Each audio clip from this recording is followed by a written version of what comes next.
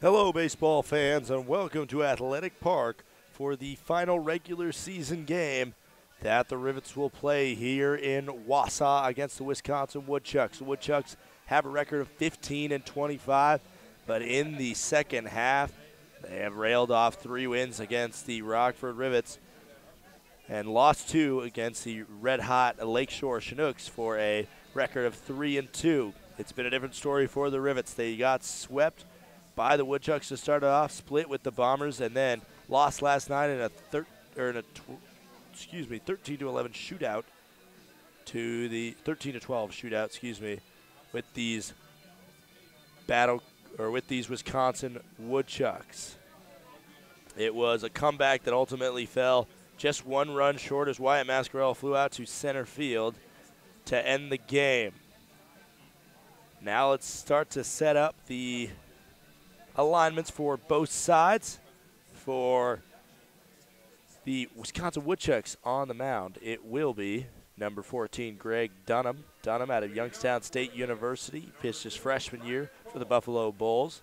So far this season, it's only his 3rd start, 1-0 record, 2.0 ERA, and 9 innings pitched, 10 strikeouts to 3 walks. He's going to throw his first pitch upcoming to Ryan Cole, the leadoff man for the Rivets today. That one's on the outside of the plate and called ball. Count goes 1-0. Ryan Cole leads us off playing left field. Parker Bates second, Vanderwall third, Bunnell fourth, Kelly fifth, and the bottom 4 is Leffler, Segal, Walker, and Logan Michaels making his debut after a swing and a miss there from Ryan Cole. Logan Michaels will play catcher to replace the departing Brock Mathis, who unfortunately had a family emergency, had to head home to enjoy his what will likely be the last weeks with his grandpa, who is very sick at this moment. 2-1 to Ryan Cole. That one's high and inside. Counts now 3-1 for Dunham versus Ryan Cole. Cole so good at getting on base, has a contact percentage of 84%, which means that he doesn't strike out 84% of the times, essentially. Right when I say that, swing and a miss there, count's going to be full at 3-2. Leads this team. Greg Dunham on the mound, stands 6 foot, 200 pounds. Originally from Salem, Ohio. The righty throws the 3-3-2 pitch, fouled back. Staying alive is Ryan Cole.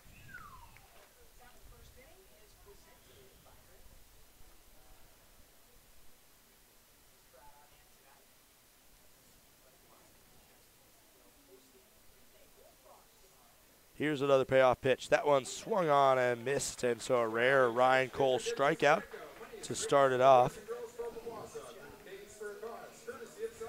Yesterday, it was the starter for the Woodchucks, Zach De La Garza, striking out the side to start us off on the top of the first. And with 1 down on K's, not looking like it's going to start off much better for the Rivets. Parker Bates now up, center fielder for the Rivets today. That one on the inside, called ball. Count goes 1-0. Behind the plate is Zach Edgens. Over at third was the home plate umpire from yesterday, Michael Chuckerman, and over on first is Alex Sanchez. The defense behind Greg Dunham today as he sets and kicks and throws his second pitch of this at-bat, fouled away by Parker Bates. Count goes even at 1-1. Defense behind Greg Dunham, Cooper Swanson in left field, Shelby in center, Alexiadis in right. In the infield, it's Javier Valdez, the utility man for the Woodchucks. Nick Lofton at short, Brent Broussard at second, Alex Terrell at first, and Isaac Quinones is catching behind the plate. That one is going to be a grounder right to second base, picked up by Broussard, thrown to first for out number 2. So the first inning will not be 3 strikeouts like it was last night, but 2 quick outs on 10 pitches from Greg Dunham to start us off here. Now Jake Vanderwall making his way to the plate. 15-game road hit streak now for the Central Arizona Vaquero.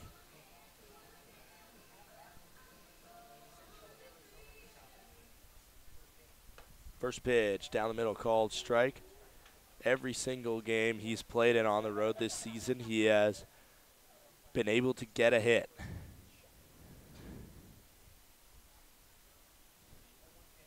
That one off the outside. Counts now even at 1-1.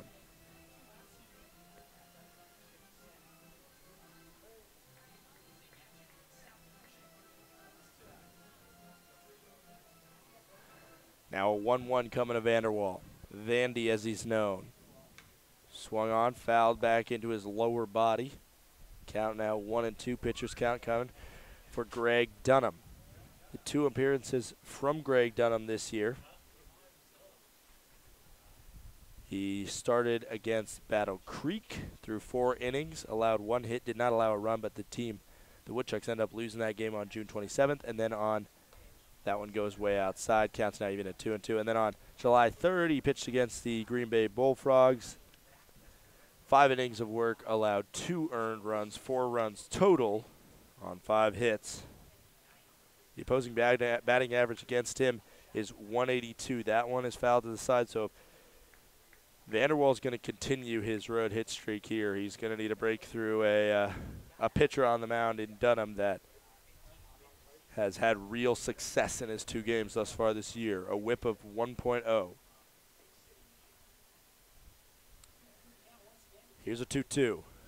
Swung on and missed, and so 2 strikeouts for Dunham to start out the game. We'll be right back as Jimmy Burnett, Jimmy Flo on the mound, gets to work in 90 seconds.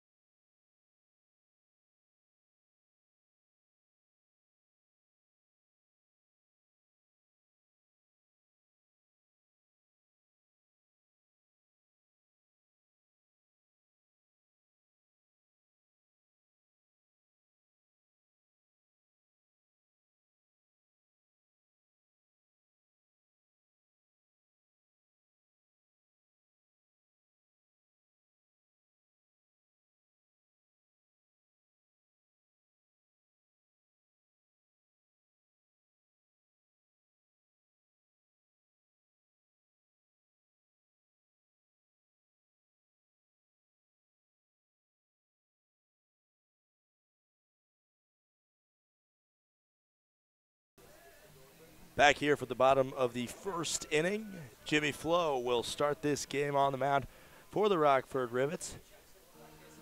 Jimmy Burnett, the Illinois Champaign pitcher, Chicago, Illinois native left-hander, big southpaw, stands 6'2", 190 pounds. Just finished his freshman year with the Illini. 0-1 record on the year for him, picking up his loss in his last start, which was his first start of the year against the Wisconsin Woodchucks. 3 2/3 innings pitched, 3 runs allowed on 2 hits, 5 walks, no strikeouts. The opposing on-base percentage of .468 versus Jimmy Burnett. First pitch is in there for a strike call by Zach Edgens. Count goes 0-1 for Brant Broussard. Broussard, the LSU Tiger, will lead us off. He'll see the second pitch. Fouls that one off. Count now 0-2. Alexiadis bats second. Jaron Shelby bats in the 3 spot. Javier Valdez in 4. Lofton 5th. Deloach will bat 6th. And the bottom 3 will be Alex Terrell, Cooper Swanson, and Isaac Quinones. That one breaking ball. Again fouled back. Count stays 0-2. I'm sure Jimmy Burnett, after that last performance where he threw 5 walks to no strikeouts, I'm sure his goal is coming at these batters, hitting the strike zone, and giving his defense a chance. That one, swing and a miss, and so a strikeout there. After not getting a strikeout in his last 2 appearances, finally broke through with one. His last appearance where he got a strikeout was June 23rd against the Green Bay Bullfrogs. Through 2 innings, allowed 1 hit, struck out 2, walked 1. Then in 2 innings against Madison, allowed 4 earned runs, didn't strike anybody out, walked 3. And like I mentioned last time, against the Woodchucks, 0 strikeouts to 5 walks. First pitch to Reese Alexiadis is a ball, counts 1-0 with 1 out. That one's a little bit high and outside. That one, now it's 2-0 for Alexiadis. Already a better start than it was last night for the Rivets. They allowed a lot of runs in the first inning and could never really recover. That one goes outside now, 3-0. Evan Snyder struggled on the mound. The Cobra was pulled after the first inning of work, and there's a 4-pitch walk for Alexiadis, and it brings Jaron Shelby to the plate. It was a 3-0 deficit after 1. The Rivets did get a 5-run top of the second, but could never get the offense figured out until the 8th again, and then by that time the lead was too big to overcome, and by just a hair the Woodchucks pulled it out. Now Jaron Shelby, who's just today was named Northwoods League Player of the Week. He's hit 3 home runs in the last 2 games, batting over .450. Hit a 3-run shot against the Rivets last night. And now he sees the 1-0. That one on the inside. Count now 2-0. After a leadoff strikeout for Jimmy Flo, he's thrown 6 straight balls now after a 4-0 walk, and now a 2-0 hitters count for Jaron Shelby. 2-0. Down the middle, called strike, count goes 2-1. Defensive alignment for the Rockford Rivets: Ryan Cole, Parker Bates, Jacob Vanderwall make up the outfield. Parker Kelly, Justin Walker, Zach Segal, and Pat Leffler make up the infield. That one swung on, double play opportunity. There's 1, there is 2, and a 5-4-3 double play to get us out of the first inning. We'll be right back for the top of the second. When the Woodchucks are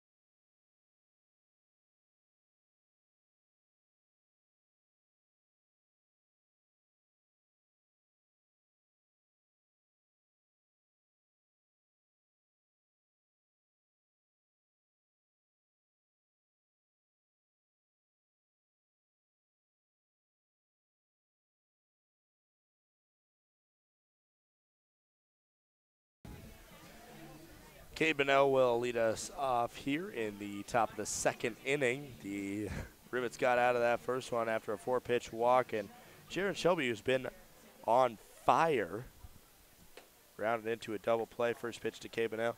High and outside. Bonnell the DH today for the Rockford Rivets. Greg Dunham will throw his 18th pitch, second of the inning, for a ball. Count goes 2-0 now. No outs here. Top of the second, 0-0 ball game between the Rivets and the Woodchucks. Nobody on as the leadoff batter's at the plate. The 2-0. That one finds the strike zone. Count is 2-1.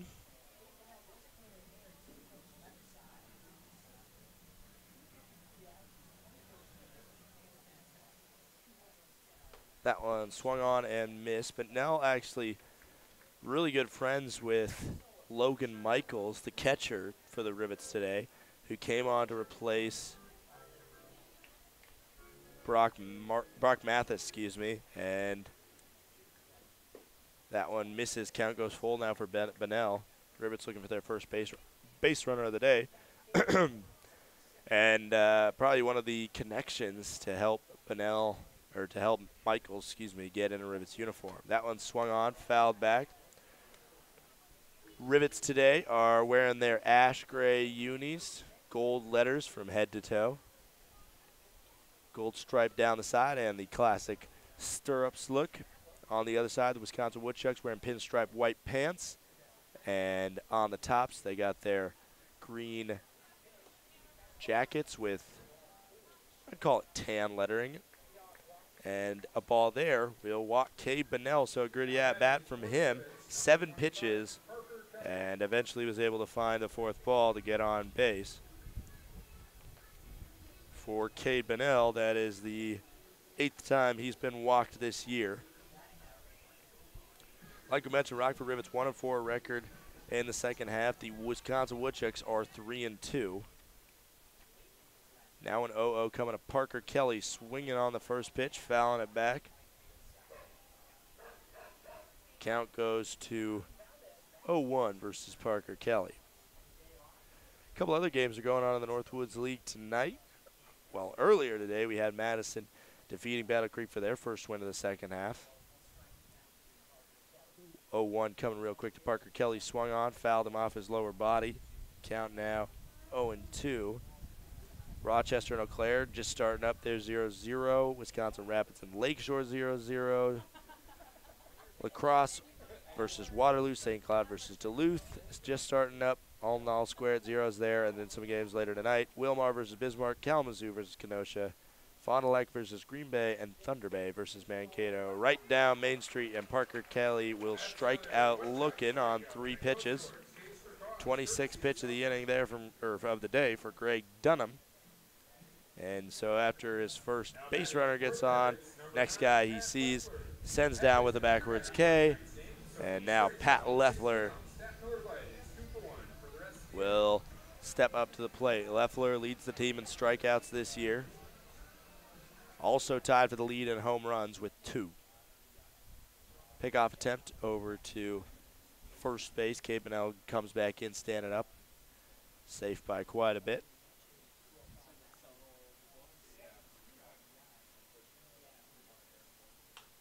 That first pitch is a fly ball. Shelby coming over and will snag that one. And pretty good distance on that first pitch swinging from Leffler, but not even close to enough to get it out of this ballpark.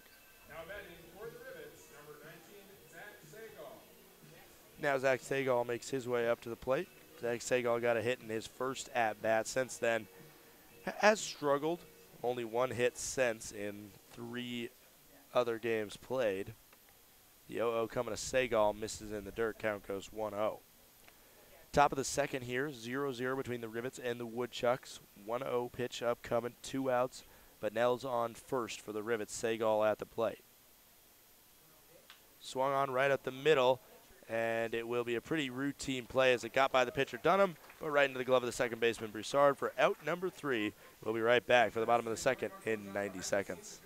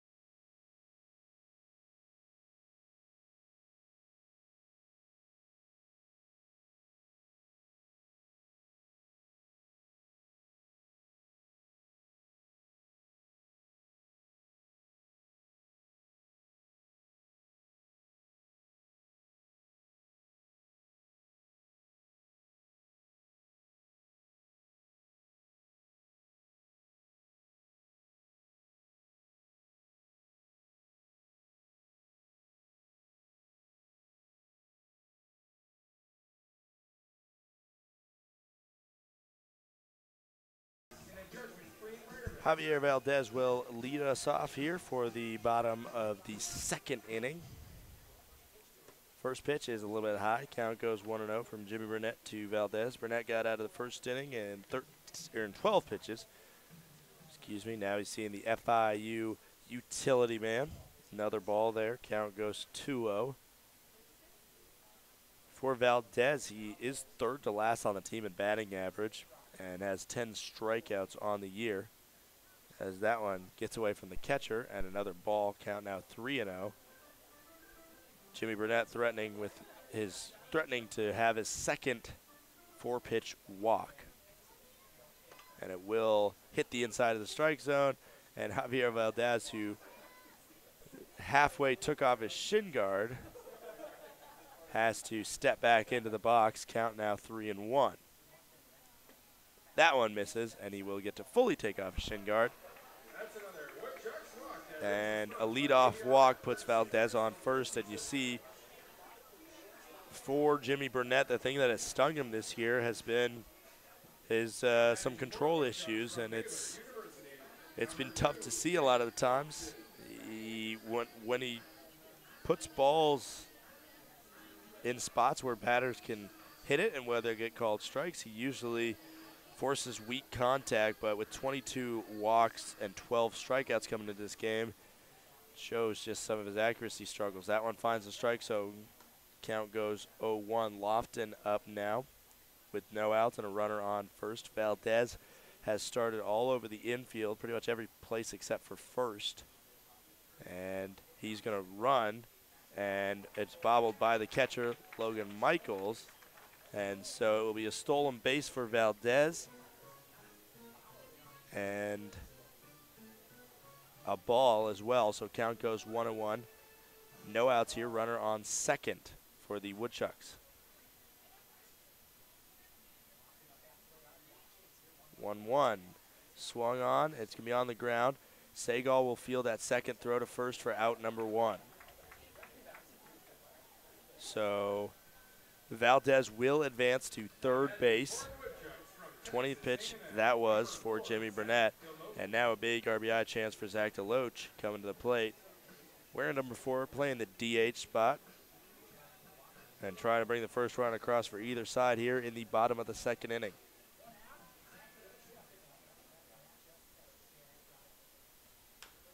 First pitch hit to second again, and so Valdez will score. Another ground out, so 2 outs and a 1-0 lead now for the Wisconsin Woodchucks.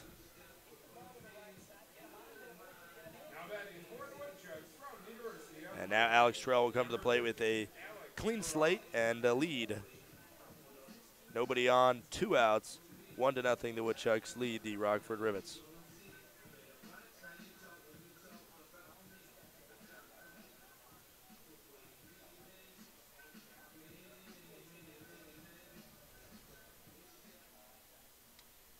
Swing and a miss there from Alex Terrell to start off his at-bat.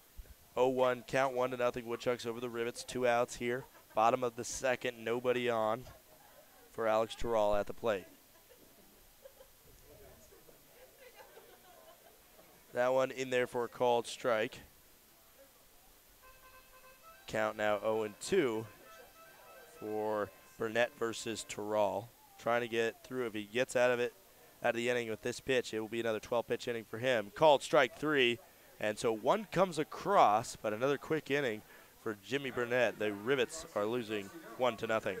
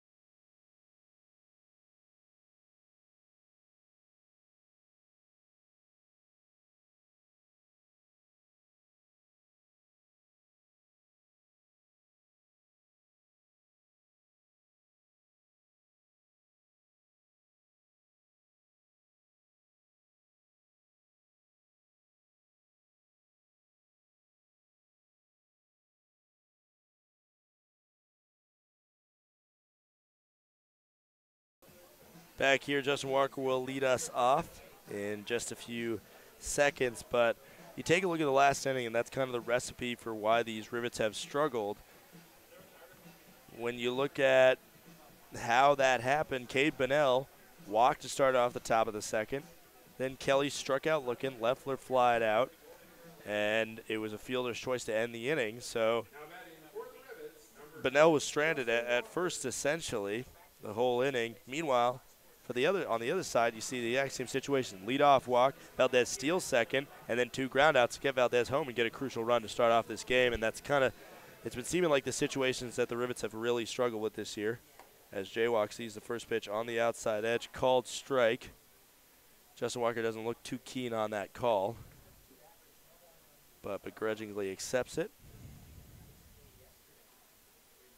That pitch is another called strike. Count now 0-2, no outs, 1-0 Woodchucks over the Rivets here, top of the third. Nobody out, nobody on.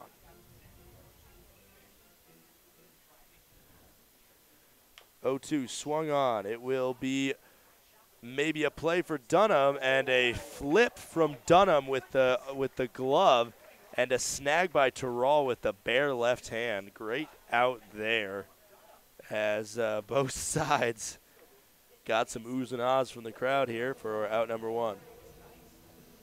Now batting for the Rivets, number 8, Logan Michaels. Now Logan Michaels, his first at-bat as a Rivet.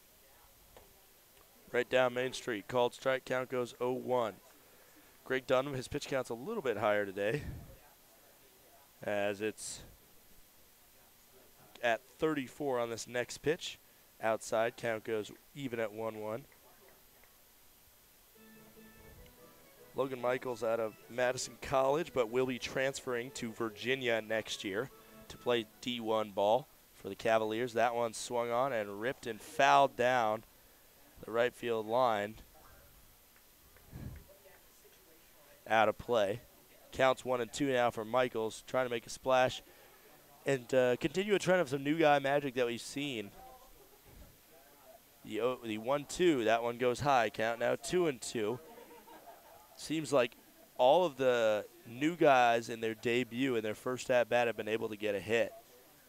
And Logan Michaels now with a 2-2 count, some pressure on him to continue that trend.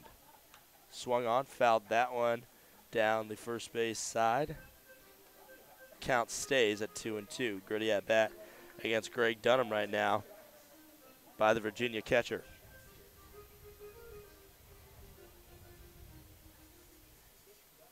That one on the outside. Count now full at 3-2. On the roster, Logan Michaels listed 5'11", 185 pounds. Bats and throws with his right hand. A payoff pitch coming. On the inside, but a called strike there. And that's a tough one there for Michaels to accept, but begrudgingly takes a walk back to his dugout, and his first at-bat ends with a backwards K. Ryan Cole now 0 for 1, struck out his last time up. He was swinging and not looking like Michaels.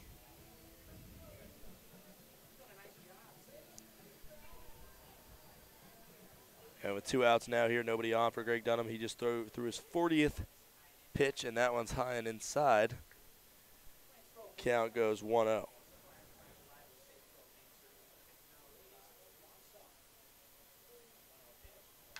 That one swung on, and it's going to be a tough play for the third baseman, but it ramped up off the third baseman and into the glove of Nick Lofton, the shortstop, and he was able to throw it across the diamond and get out number 3 of this inning. We'll be right back for the bottom of the third. The Rivets are losing 1-0.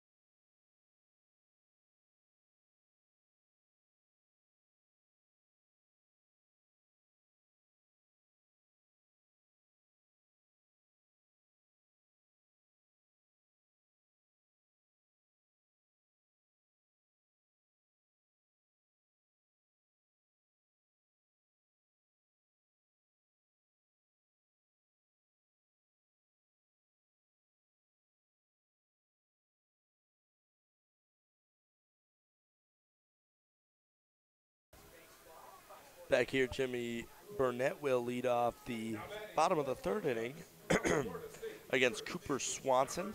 Swanson batting 8th in the lineup, hit a home run yesterday, 3-run shot to deep center field. And the breaking ball to him is outside. Count goes 1-0.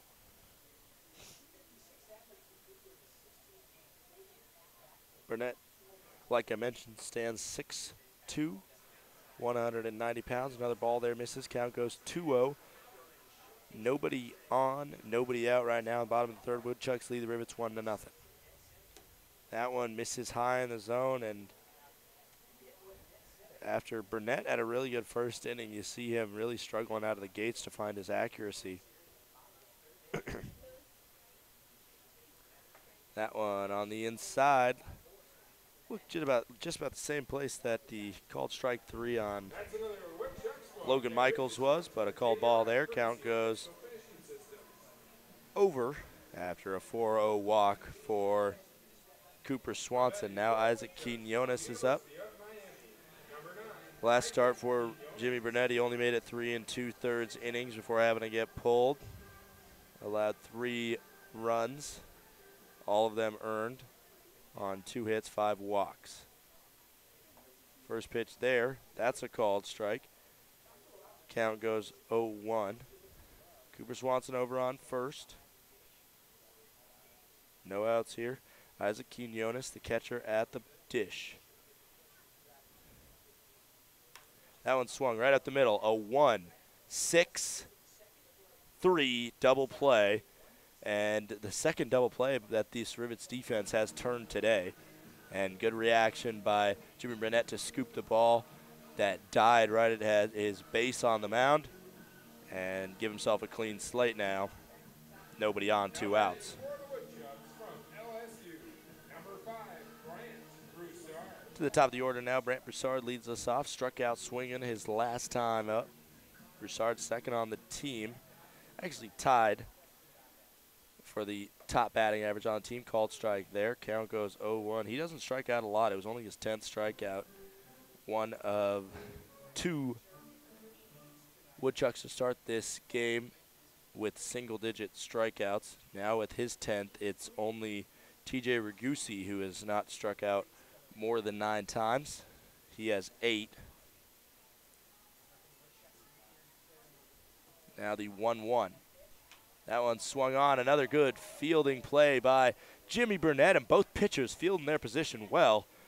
That's the 3rd out of the inning. We'll be right back for the top of the 4th. The Rivets are losing to the Woodchucks 1-0.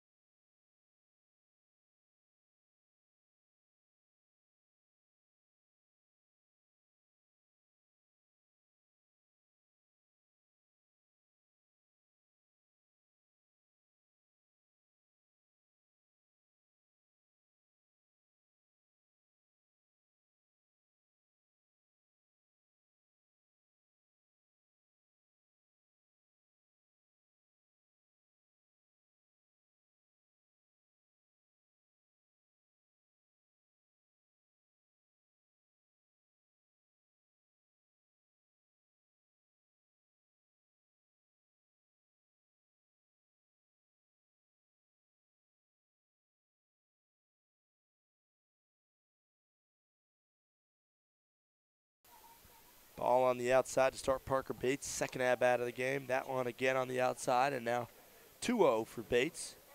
Last time up, grounded out to the second baseman, Broussard.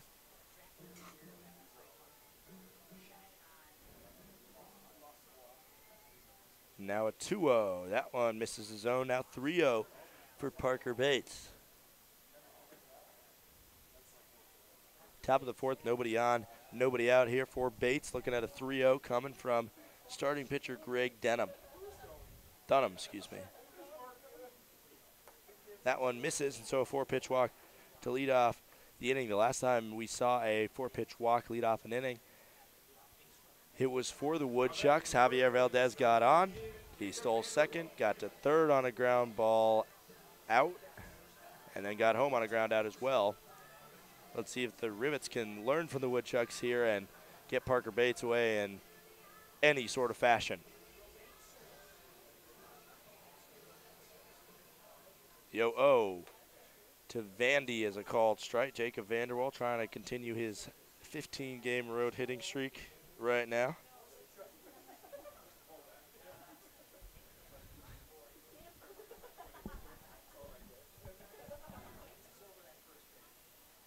Pickoff attempt over to Bates on first. He slides in there, safe by quite a bit. An 0-1 count. Upcoming, no outs here. No outs, one on. Bates on first with a leadoff walk.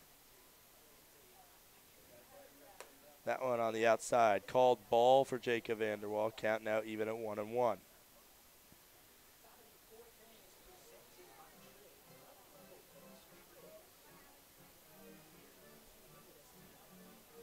Now a 1-1 upcoming with one on. Another pickoff attempt over to Bates on first. Terrell couldn't get the tag down in time. A 1-1 coming up to Vandy.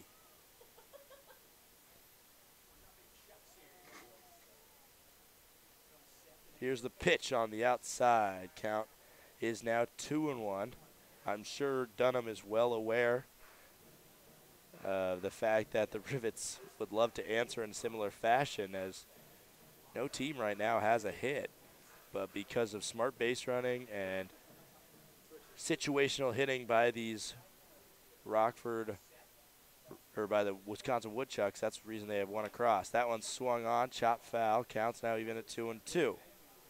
No outs, Parker Bates on first. Greg Dunham's 50th pitch upcoming.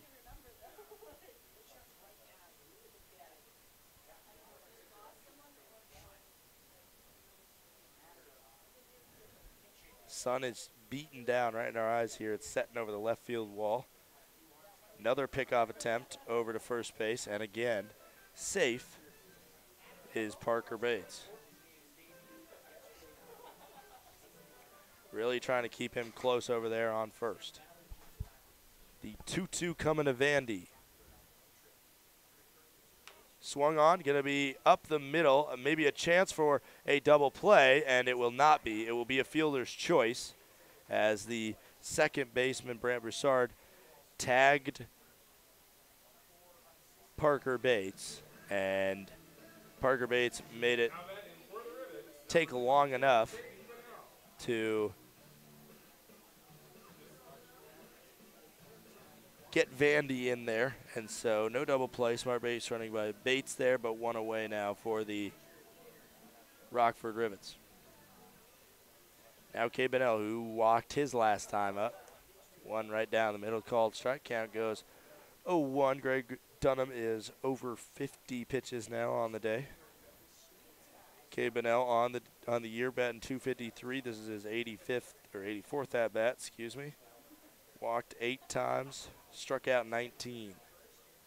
The 0-1 swung on. It's going to be down the first base side, and so he will ground out on the unassisted play by the first baseman, but does advance Vanderwall into scoring position with 2 outs.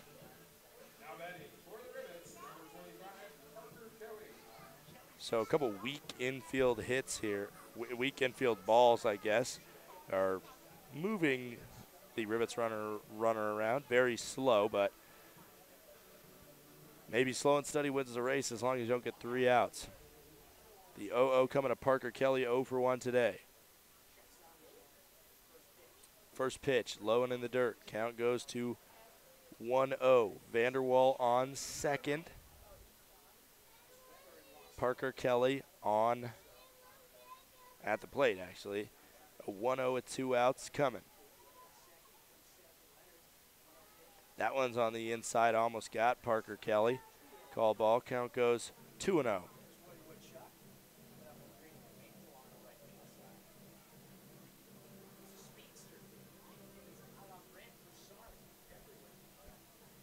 A 2-0 now coming with a runner on second and 2 outs.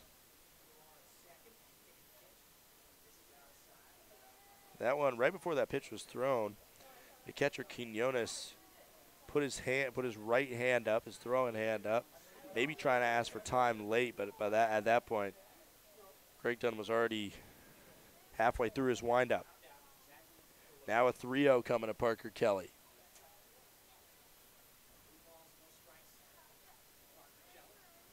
And here's the 3-0 pitch. That one called strike just on the lower part of the zone. Count now 3-1 for Kelly. Kelly has shown that he's really good at drawing walks this year. Even though he's only had 1 hit in 16 at-bats, he has 9 walks as well this year. Here's the 3-1 with Vandy on second. Swung on. Up the middle, and it will go into the glove of the center fielder, Jaron Shelby, for a fly out. And the final out of the inning. We'll be right back for the bottom of the 4th. Don't go anywhere.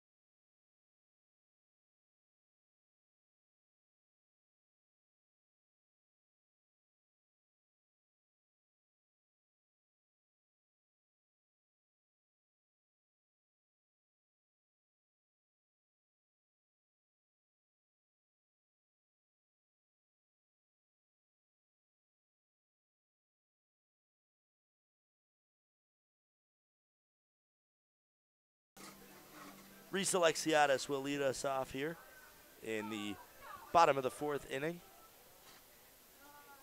On the outside, just a hair off the plate. Count goes 1-0 for Burnett versus Alexiadis. Alexiadis last time up walked on 4 pitches. And he's going to hit this one, a high fly ball. Vanderwall taking a few steps back before coming back forward for out number 1.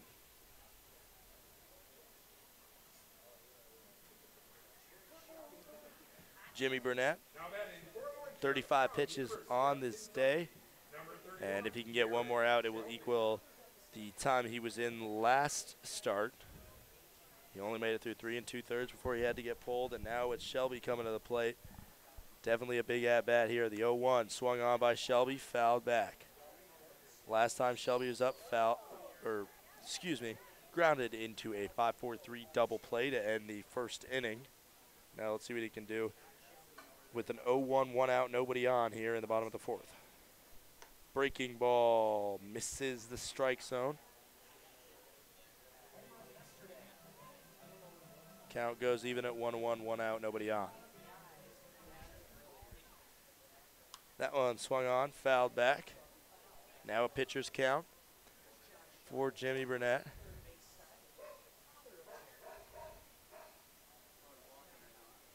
And the 1-2 upcoming.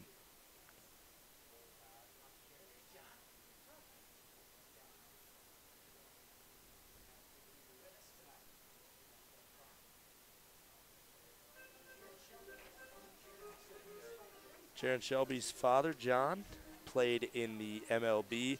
So a weird stat tonight, both guys batting in the 3-hole for each team had fathers named John who played in the MLB. That one goes high, count goes even at 2-2. On the other side, it's Jacob Vanderwall, whose dad, John, played 14 years in the bigs. That one misses outside. Count goes full for Jaron Shelby. So a lot of J's, John and John, having sons named Jaron and Jacob, who are starting in 3-hole against each other. 3-2, swung on, just got enough of it, fouled back.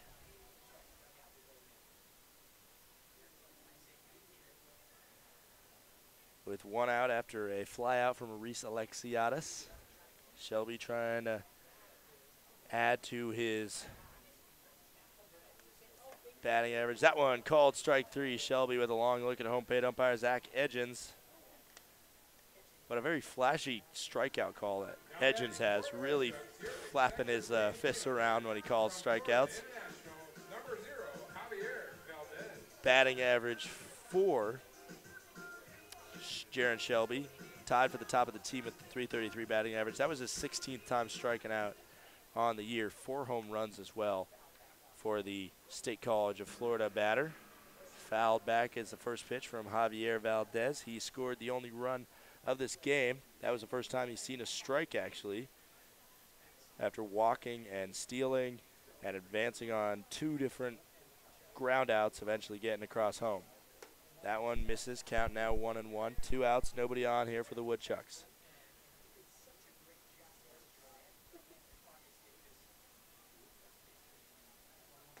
That one on the inside.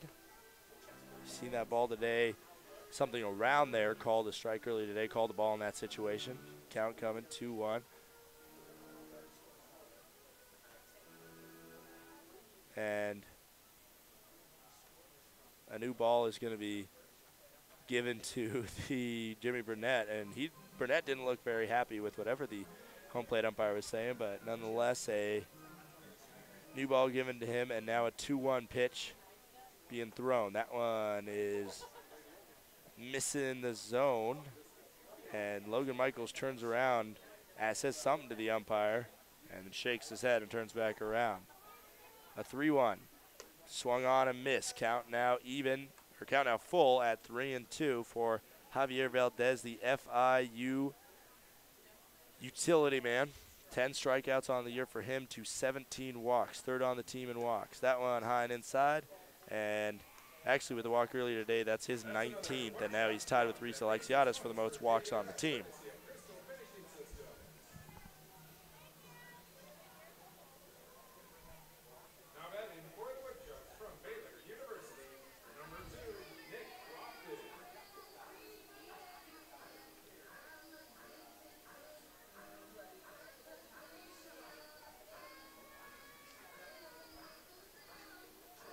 So now with 2 outs, Javier Valdez on first. The 0-0 pitch. Swung on.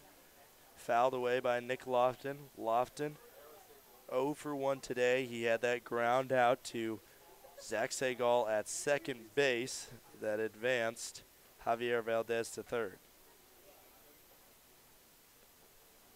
Valdez is going. Swung on, and it will drift foul. And Valdez was going, and no doubt if that one plops down on the line or left of that right field line, it's Valdez probably making his way around to score from first. Instead, it will be an 0-2 pitch now to Nick Lofton after the failed hit and run.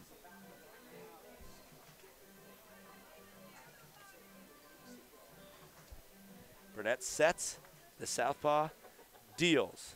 That one on the inside, the throw from Michaels, And it will be another safe stolen base for Javier Valdez.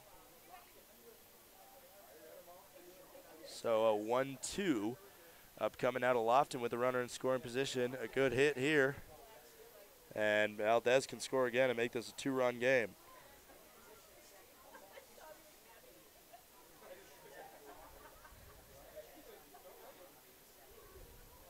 1-2, swung on, fouled back.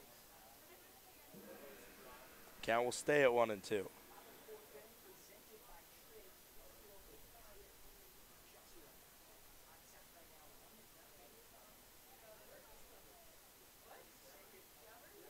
Another 1-2 coming, 2 outs. Valdez on second. Here's the pitch on the inside, called strike 3. The crowd doesn't like it,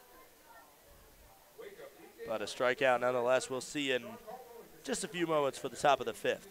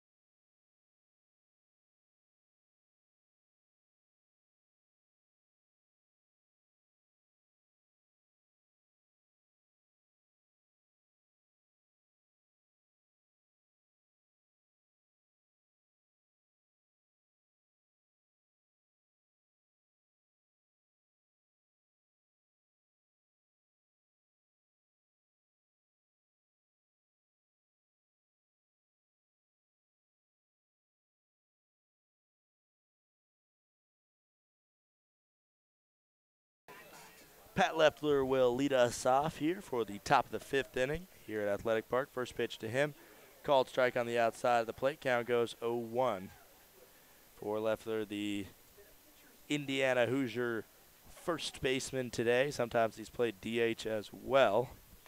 Swing and a miss there. Count goes 0-2 for the Rivets leader in strikeouts this season with 33 coming into today. The next closest is 23 from Jacob Vanderwall.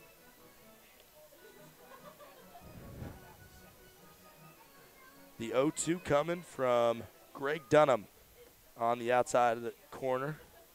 Actually, farther than the outside corner, way outside the plate. Count goes 1-2. No outs here, nobody on. Leadoff man Pat Leffler's at the plate. Getting a 1-2 pitch from Greg Dunham. Swung on and fouled over near the Rivets dugout. Count stays 1-2.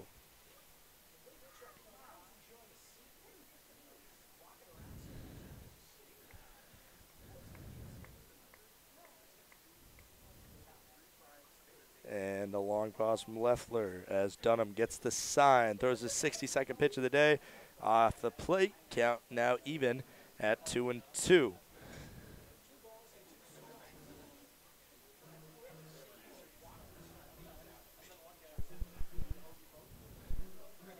Here's the 2-2.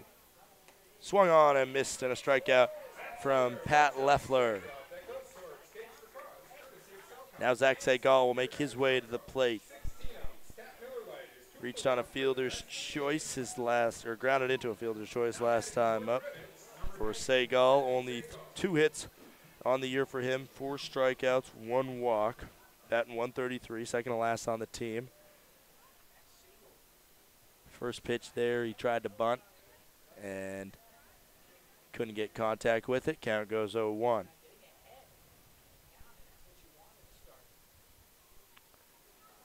The 0-1 with one out, nobody on. That one right down Main Street, called strike. Count goes 0-2 for the Stanford infielder.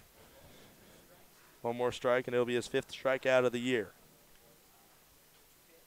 There it is, swung on in the dirt, and it will be picked up by Quinones, the catcher, and thrown over to first for out number 2, Jaywalk, the number 8 hitter, Justin Walker, playing shortstop today, giving the off day to Hal Hughes, who actually played third base yesterday. Jaywalk was the shortstop again yesterday.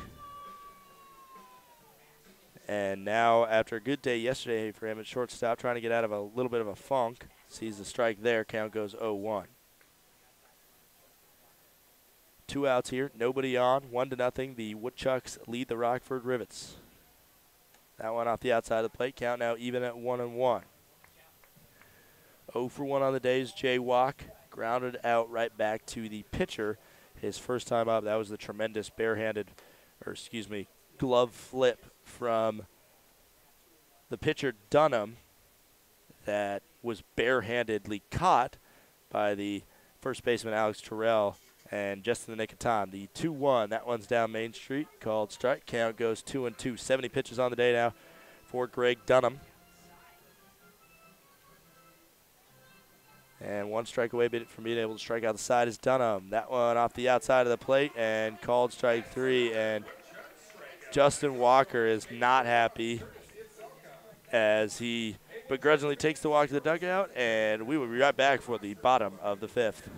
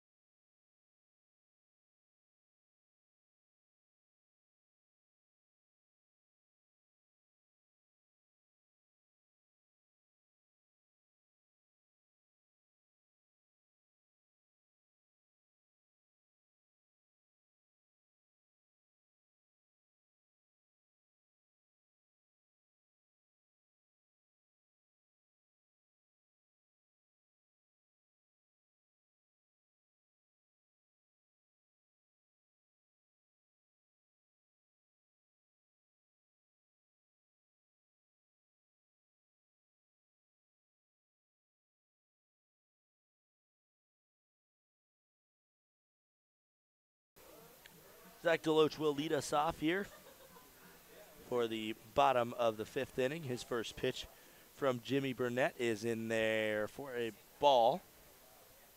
Count goes 1-0, for Deloach.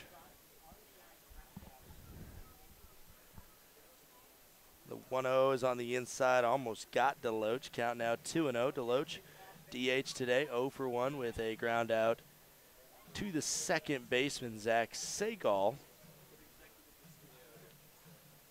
But also that ground out did score Javier Valdez from third and is the only run of the game thus far. That one in for a called strike. Count goes 2-1 now for Deloach versus Jimmy Burnett.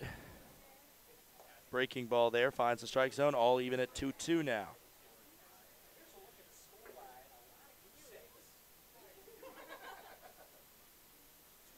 Now a 2-2 upcoming. That one, a swing and a miss and a strikeout for Jimmy Burnett versus Dak Deloach. Both pitchers having really good games thus far. An update on some of the Northwoods League scores going on. Top of the fourth, Rochester, Eau Claire 0-0. Lakeshore leads Wisconsin Rapids 2-0. The Rivets head to Wisconsin Rapids for the first time this year. Tomorrow, Cross leads Waterloo 3-0. Duluth leads St. Cloud 4-0. Wilmar Bismarck 0-0. Kalamazoo leads Kenosha 5-0.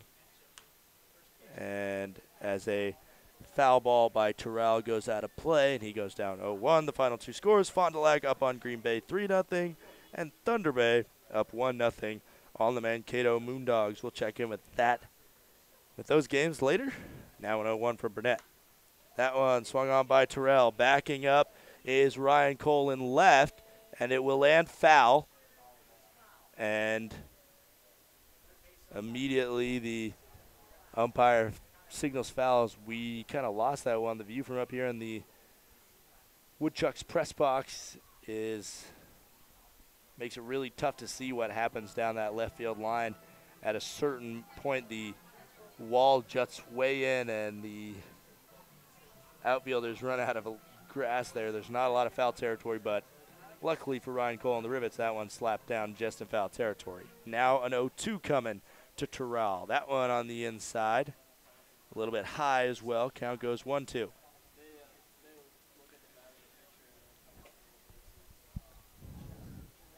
Time called by the home plate umpire, Zach Edgens. And now a 1-2. That one on the inside. Scooped up in the dirt by Logan Michaels behind the plate. Count now all even at 2-2.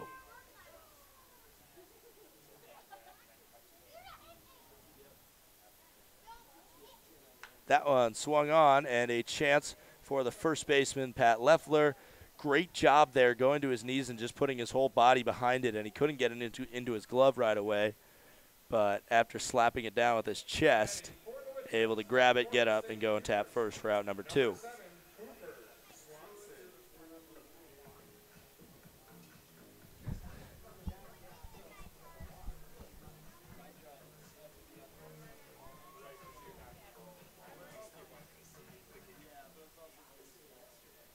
First pitch swinging by Cooper Swanson, who walked his last time up.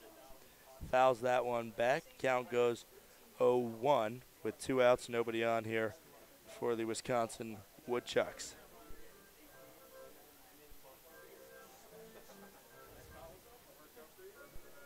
The 0-1 from Burnett to Swanson. That one inside.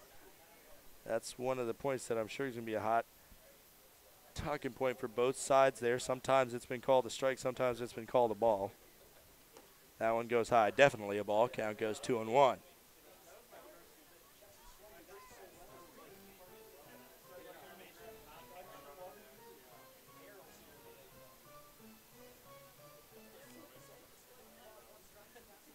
The 2-1 is swung in the infield. Chance for the third baseman. Kelly throws across the diamond. Great play by Parker Kelly for out number 3, as that was one of those balls that could have been picked up by Jaywalk at short, but Parker Kelly charged it, snagged it, threw it. We'll be right back for the top of the 6th.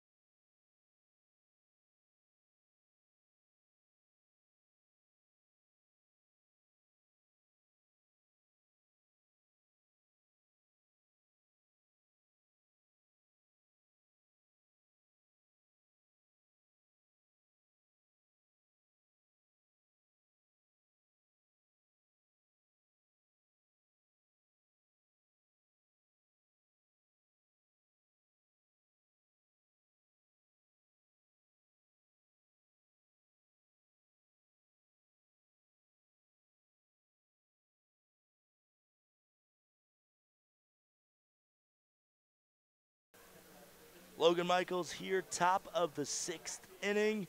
The scoreboard, not a lot of movement since the start of the game. The only time it's moved is in the bottom of the 2nd inning with 1 run for the Woodchucks, thus making the score also change, but other than that, all zeros everywhere else. Foul ball for Logan Michaels in his 2nd at-bat as a Rockford Rivet. Top of the 6th inning here, 0 for 1 with a strikeout looking already today. That one swung on. It's going to be a chance for the other third baseman, Valdez, field and throw over to first for out number 1 in the top of the 6th here. Dunham's at 73 pitches.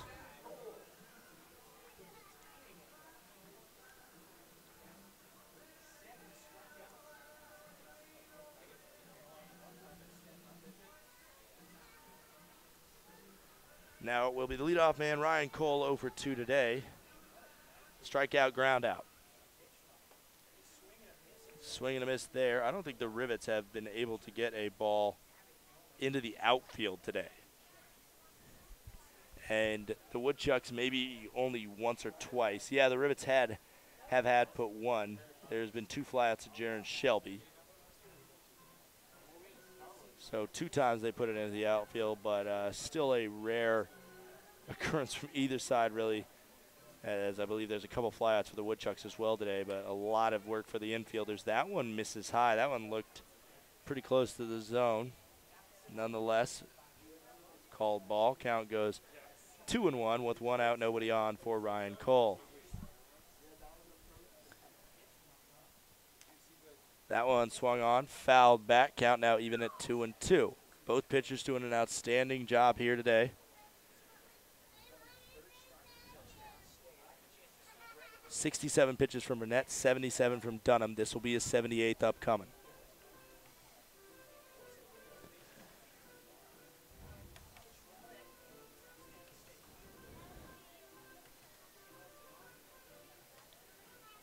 Here's the 2-2 as Dunham sets and deals. That one on the inside, and it hit Ryan Cole, actually, and Ryan Cole cruising to first base right away there. As right now, the way the Rivets are swinging the bat, they'll get on any way they can. Hit by pitch, they'll take it.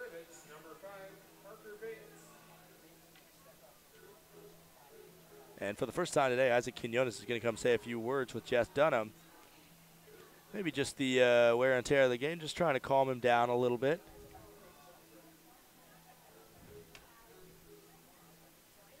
As this is a defensive battle right now. Parker Bates with a big chance here, 0 for 1 today. Reached on a walk his last time up. Ryan Cole, somebody to watch over there on first. If he gets the chance, I'm sure he'd love to try and steal a base and put himself, and Dunham's going to make sure that doesn't happen, as right away he throws a pickoff attempt over to first to keep Cole pretty close to the bag there. The 0-0 coming to Bates. Low in the zone. And Quinones, as soon as he caught that one, he was back up on his feet, making sure that Ryan Cole knew that he is ready for him. The 1-0 coming.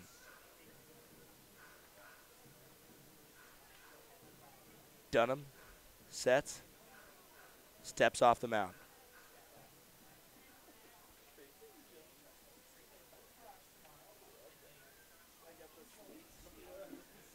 Another 1-0 coming. After he stepped off last time, here's the pitch. That one's high and outside, and again, Quinones hops up right after he snags it.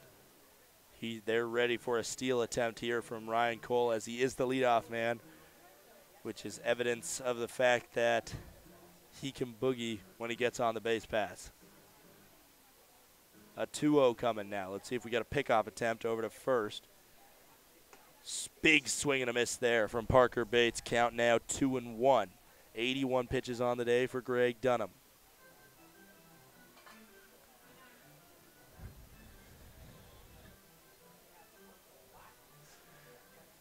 Ryan Cole still on first. 1 out. 2-1 up coming to Parker Bates.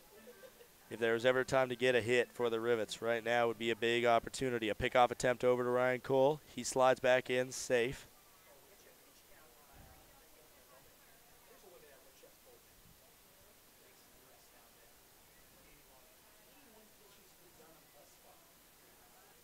And now the long pause from Dunham. A 2-1 coming to Parker Bates. Swung on that one. It's going to be a high fly ball. It's going to go out of play, and Valdez can't catch it. Over there at third. And it was in foul territory anyway, so it will be just barely escaping out. Number 2 is the Rivets, is the Rivets and Parker Bates. And now let's see what Bates can do with a little bit of a mulligan here.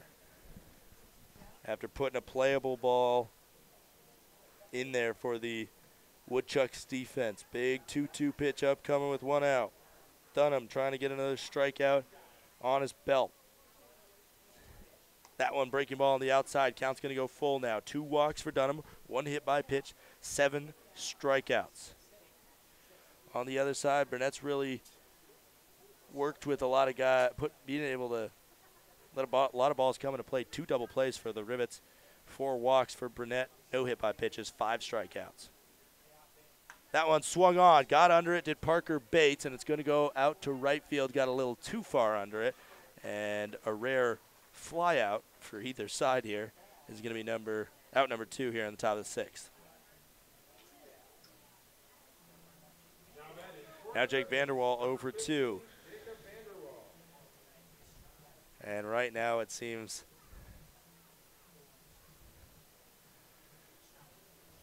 like 2 gladiators going at it with a 0 in terms of hits right now for the Rivets. And that one's going to miss outside for Vanderwall. And Vanderwall, he doesn't have zeros in his hit column when he's been on the road. And so this will be a critical at-bat. He should get another at-bat this ball game. But if it goes the way it's going, there's another ball on the outside. Counts now 2-0 for Jacob Vanderwall.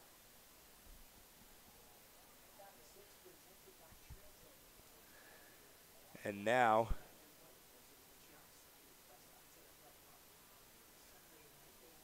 a 2-0 coming with 2 outs. Runner on first still. That one swung on. It has a chance to get down in the gap, and it will not. It will be caught by Jaron Shelby, and we'll be right back for the bottom of the 6th.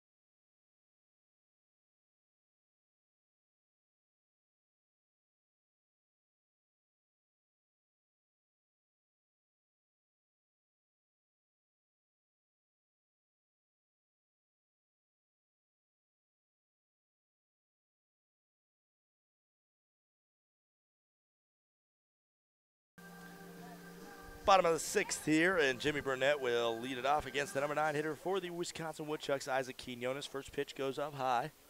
Count 1-0, nobody out, nobody on. Quinones 0 for 1 today, grounded out to a double play right back to Jimmy Burnett last time up. That one goes high. Counts now 2-0. 70th pitch upcoming for Jimmy Burnett. Quinones last on the team in batting average, 169. That one is going to miss. Count now 3-0. 13 walks on the year for Isaac Quinones. 3-0 coming. That one misses high, and so he will walk for the 14th time this year. And as the sun is still not even that close to setting in the distance, this game is setting much quicker than the sun is. Brant Broussard with no outs, and now a runner on first. Quinones, a leadoff 4-pitch walk from Burnett. No action in either bullpen right now, as why would there be? The 0-0 coming from Burnett. Broussard drops down a bunt. It will be a sacrifice bunt. And he will be out at first, but he will advance a runner to second. So the Woodchucks, the reason that they're up in this defensive battle have been the fact that they've just been smarter in terms of their base running, and they've just been a little quicker on the base pass, and now Alexiadis will be up to the plate. 0 for 1 with a walk in his first at-bat and a strikeout his last time up.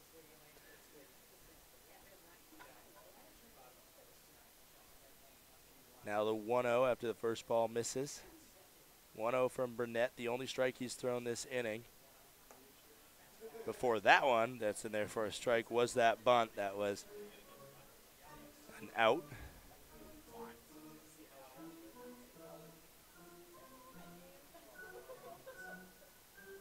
And now a 1-1 coming.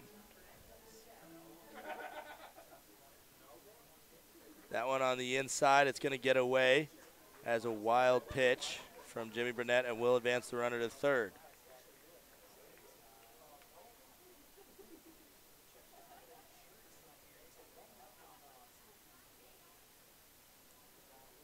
So Quinones advances to third on the wild pitch. 2-1 count. Upcoming now to Alexiadis. The only run today was scored off a RBI ground out.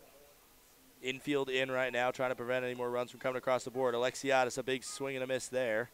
Counts now all even at 2-2. Jaron Shelby on deck, getting his warm-up swings. He's been hot, but today he has not been able to find that pop that he has really found this past week, and especially the past 2 games. A 2-2 with 1 out coming. Runner on third.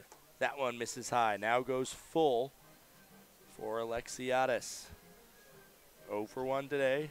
Strikeout, and fly out, and a walk. Here's the payoff pitch. Swung on and missed, and a big strikeout there from Jimmy Burnett to take away any sacrifice opportunities. Now batting for the Woodchucks from the University of Kentucky, number 31. And now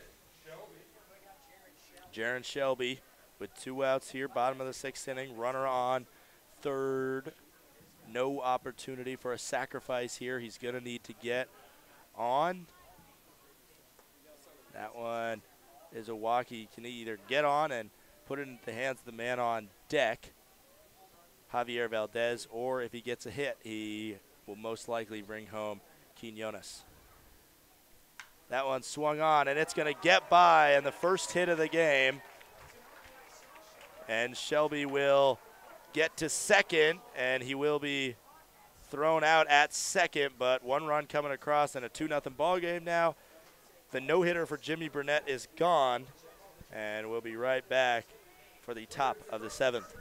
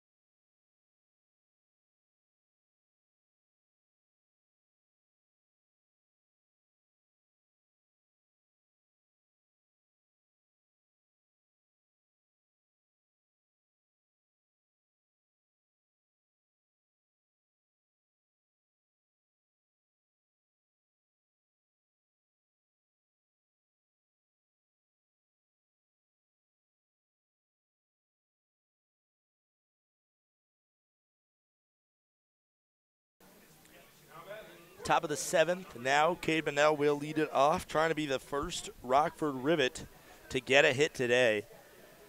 As Greg Dunham, with 87 pitches, has a no-hitter going through 6 innings. First pitch on the outside edge, called ball.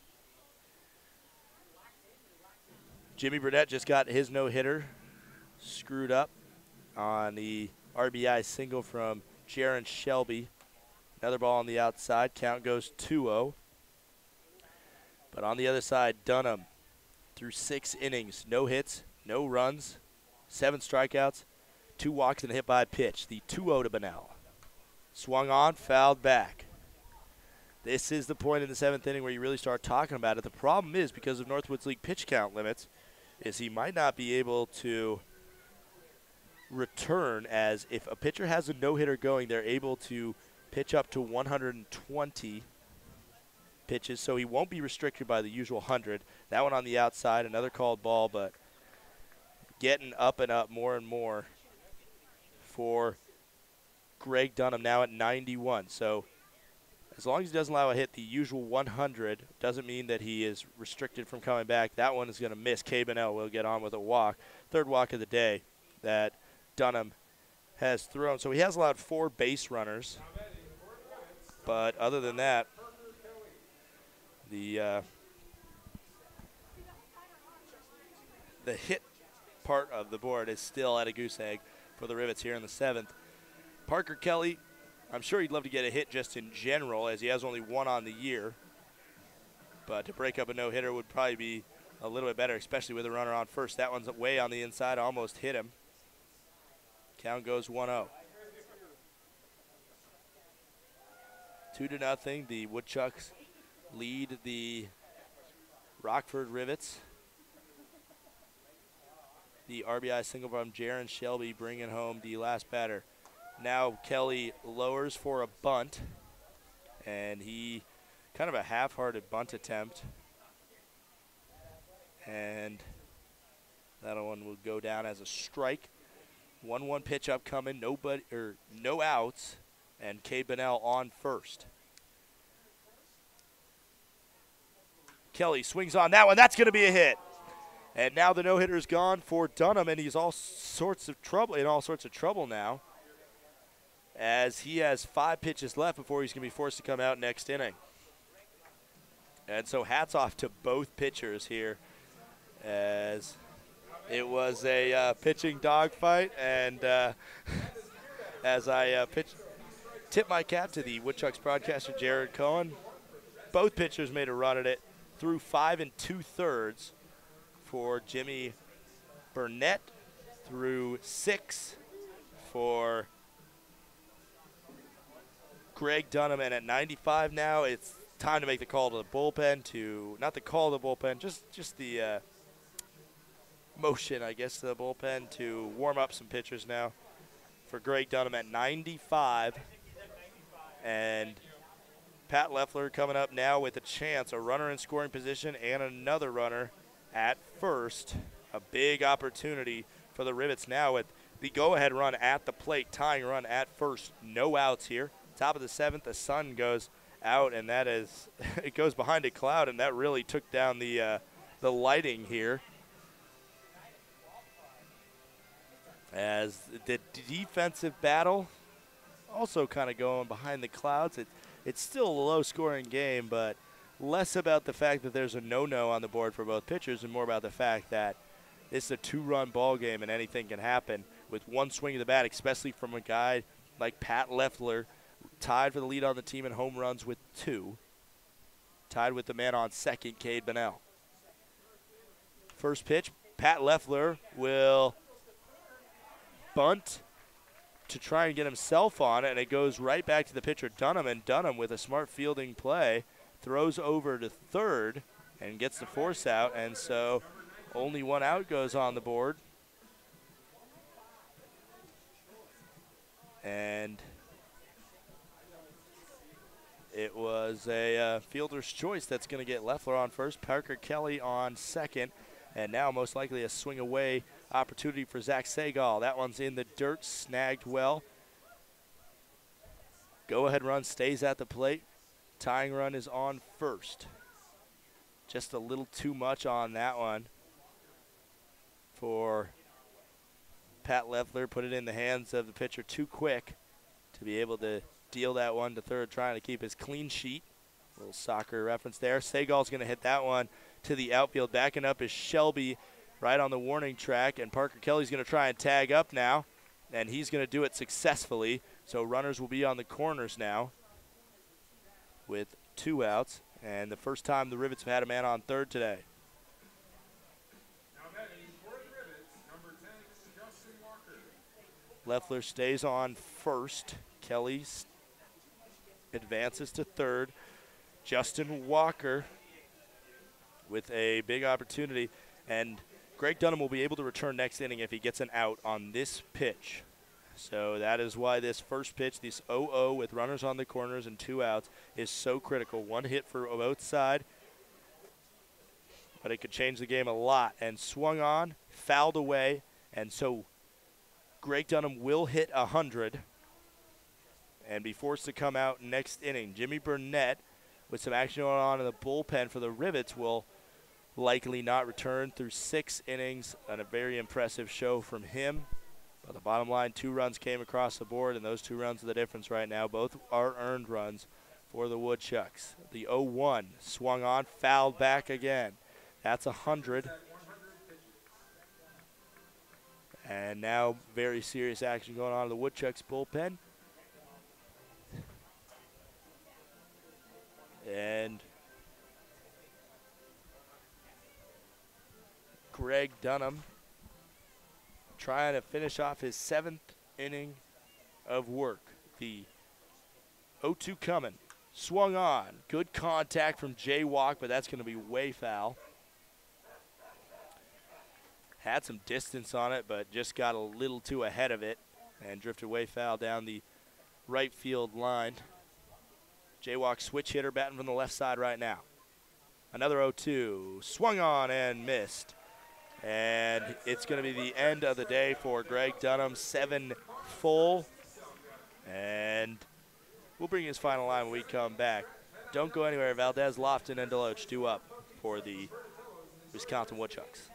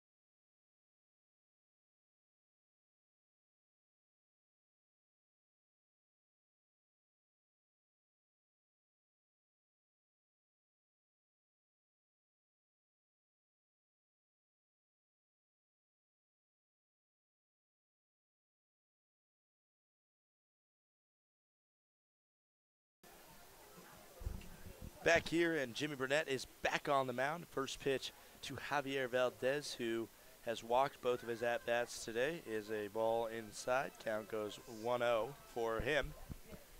Second pitch swung on, carried out to center field, but it should be in the glove of Parker Kelly, and it is for Parker Bates out there for out number 1.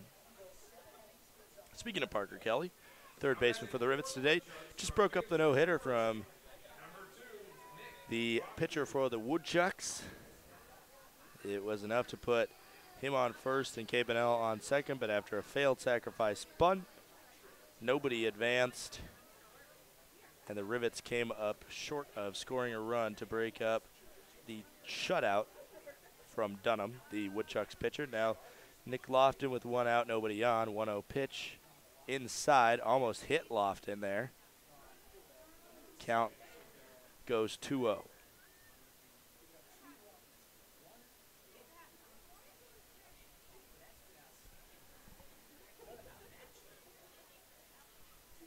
That pitch misses. Count now 3-0. Jimmy Burnett at 85 pitches. If he throws 15 more this inning, he's going to be forced to end his day and not be able to come back next inning, but still has a chance to get out of this one and maybe come out for an 8th inning of work. That one misses high. Count goes to 4-0, and Lofton will be able to walk over there to first. Jimmy Burnett, 86 pitches on the day for him. And, Logan Michaels coming up to say a few words with Jimmy Burnett, Jimmy Flo. And there's still some action going on in the Rivets bullpen, much more casual than what we were seeing earlier. In that last inning, Jimmy wanted to come out and throw another more inning and give himself another chance to get a win if his offense can get something going in the top of the 8th. First pitch there is in the dirt, blocked well by Logan Michaels. That one really sacrificing his body. And now 1-0 upcoming from Burnett to Deloach. Deloach 0 for 2 today. Strikeout, ground out. And now a rundown over here, and it will be out over at first as Lofton was going. Throw over to Pat Leffler, and then Segal gets the tag there. Actually, Justin Walker got the tag, I believe. And so now nobody on base right now, and 87 pitches for Jimmy Burnett, so still a chance to come back next inning. That one on the outside counts now 2-0 for Zach Deloach.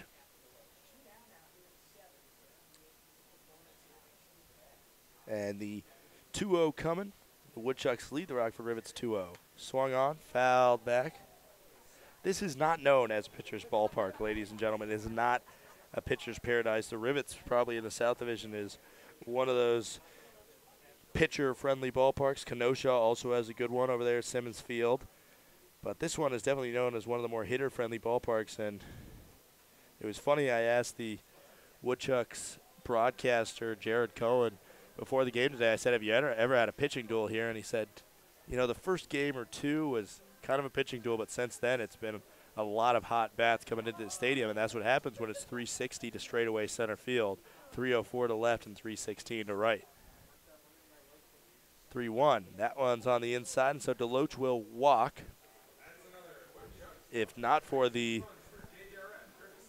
pickoff attempt where the Rivets caught Lofton stealing, and there would be a man in scoring position, but instead it will just be Deloach over at first.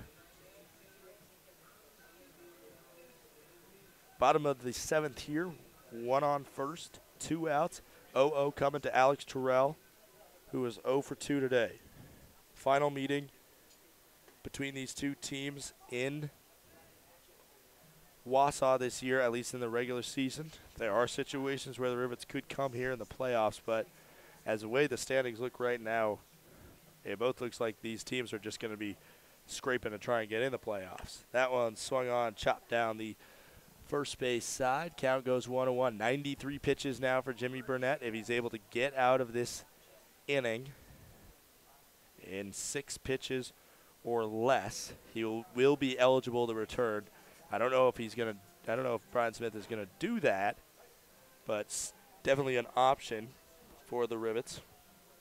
But first he needs to get the final out of the inning in the next 6. That one's going to be a high fly ball and get out of play down the left field side. And so now Terrell down to his final strike. 1-2 is the count. 2 outs here. Deloach on first for the Wisconsin Woodchucks.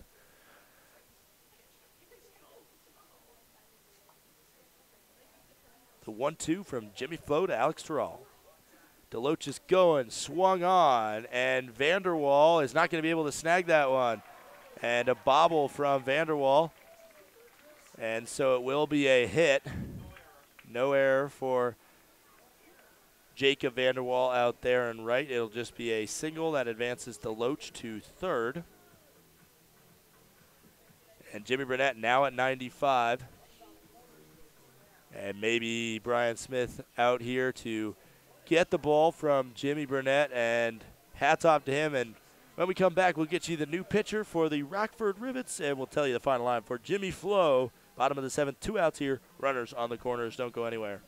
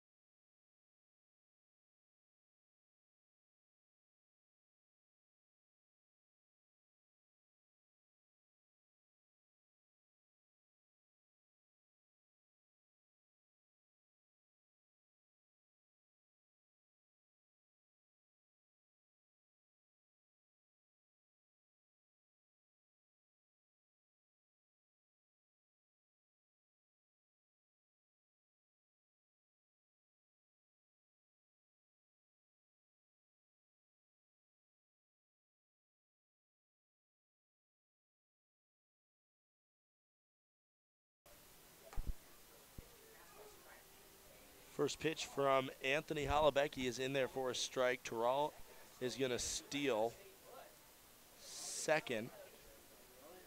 And no throw from Logan Michaels as he's making sure that Deloach stays at third. So now runners on second and third for Hollebecky. 2 outs. 0-1 pitch upcoming to Cooper Swanson. The final line for Jimmy Burnett, 6 2/3 innings pitched, 2 hits allowed, 2 earned runs, 6 strikeouts to 7 walks. That one's in there for a strike. Hollebecky trying to get out of this jam here, make sure no more earned runs come across on Jimmy Burnett's final line. The 0-2 coming from Hollebecky to Swanson. 0 for 1 today. Swanson called strike 3, and Anthony Hollebecky ice in his veins, gets out of it. We'll see you at the top of the 8th. A new pitcher will be coming up for the Wisconsin Woodchucks.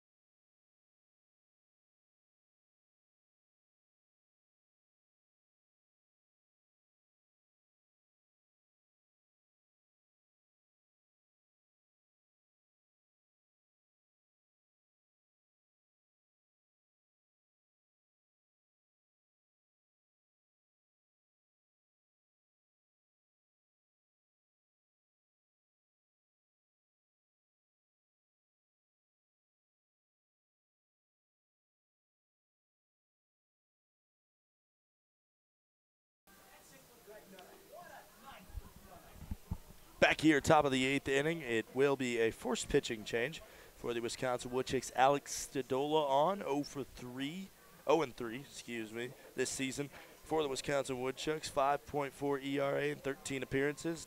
Has not started a game. Has not gotten a save. 16.2 innings pitched. 22 strikeouts, 9 walks.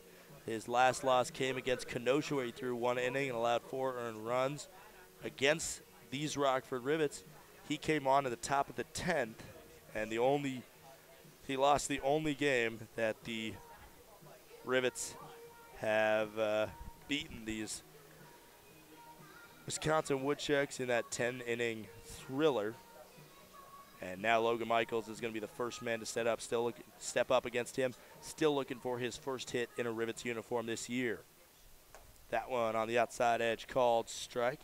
Count goes 0-1. The final line for George Dunham. 7 innings pitched, 1 hit allowed, no earned runs, 8 strikeouts to 3 walks, and 1 hit by pitch. That one on the outside edge, called ball. Count goes even at 1-1.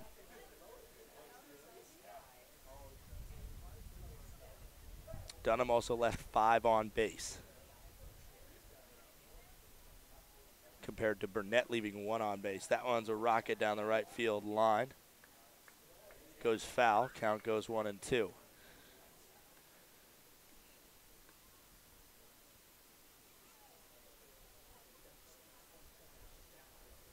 Stadola plays his college ball at UW Stevens Point, originally from Pound, Wisconsin. That one on the outside. Almost biting was Logan Michaels. Instead, he doesn't go. Count goes 2-2. Stadola, last year, 15 1/3 innings, 20 strikeouts, 4.7 ERA, 8 saves for the Pointers this season. That one's going to plunk Logan Michaels on the kidney, basically, right on his back. That one was a fast one. Did not look like it felt good. So the leadoff man will get on for these Rockford Rivets. A big opportunity. First chance to see what Michaels can do on base. And Ryan Cole, Mr. Clutch in this past couple weeks for the Rivets, is having a big at-bat right now. These Rivets need to score, and they need to score quick. Down 2-0 here, top of the 8th. Runner on first with no outs. This is one of those batting situations. First pitch swinging from Ryan Cole. Fouled back. Count goes 0-1.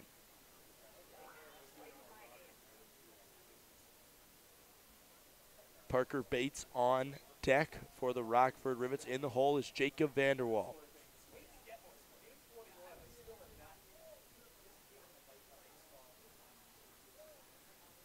The 0-1 coming. That one's going to hit Ryan Cole. Safe over at second. It actually didn't hit Ryan Cole. It is going to be a passed ball on the catcher. It almost hit Ryan Cole, though. It was awfully close. Michaels will get to second, just barely. So the tying run at the plate and a run opportunity at second with no outs here. If you're the Rivets, you need to get that one run home at least to make it a little easier on your guys in the top of the ninth. A 1-1 upcoming. If the Woodchucks win today, they clinch the season series versus the Rockford Rivets. They lead 4-1 right now. The Rivets are going to need to pull off 3 straight wins just to get a tie in the series. A 1-1 coming to Ryan Cole. Swung on, going to go the opposite way. Is it going to be fair? It will not be. It'll be a foul ball. Count's going to go to 1-2 now. Ryan Cole on the year, right in the middle of the team in terms of batting average, .217. This is his 30th game played. And his 109th at bat. Second on the team, only to Brennan Reback. And all knotted up with Jacob Vanderwall.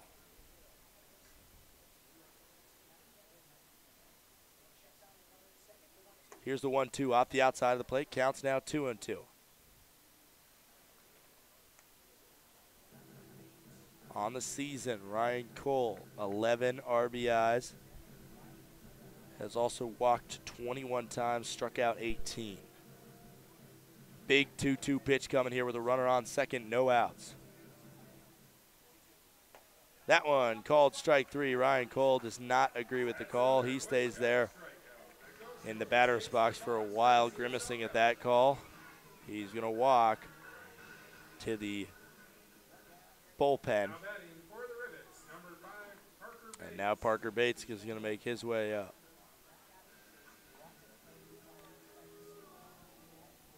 This is his 4th at-bat.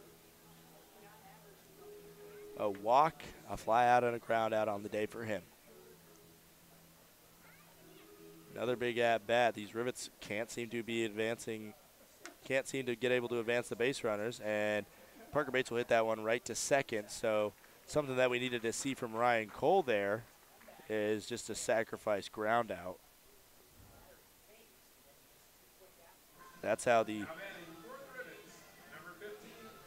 Woodchucks got their first run.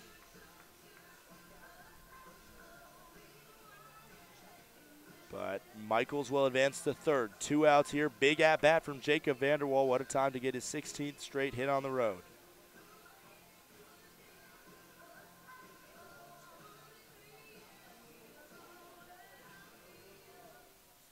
That one goes low for him. Count goes to 1-0. Vanderwall reached on a fielder's choice in his second at-bat. And other than that, hasn't been able to get on. Swung on. That one's going to be a hit. And so 16 straight road games. And that is an errant throw there. And an errant throw over to first to try and get Vanderwall. And he puts his head on the bag after he slides in there. He thought he maybe could get second. And if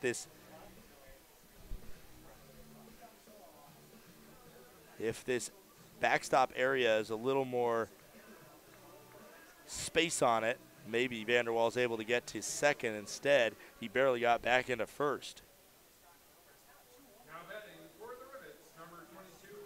So Vanderwall, the clutchness on the roads continues, and it's hard enough to get hits in general, but to be able to be on the road in front of crowds that don't want you to get those hits. Vanderwall every time. Every game he's played on the road, been able to get on. And he most likely will play in one of the games against the Wisconsin Rapids Raptors at least. And if he's able to get hits there, that's just another notch on his belt. An 0-1 coming to Cabanel after swinging and missing on the first pitch. That one on the outside, called strike. Right behind the home plate. I'm pretty much situated directly behind home plate here. That one was a close call for sure for home plate umpire Zach Edgens. The 0-2 coming to Bunnell with Vanderwall on first. Check swing. The appeal over to Chuckerman, who is not in any better position than Zach Edgens is, situated on to the right of second base. Really, if he's over there on third, he has a better opportunity to make that call. Instead, he can't make the call. Count goes 1-2.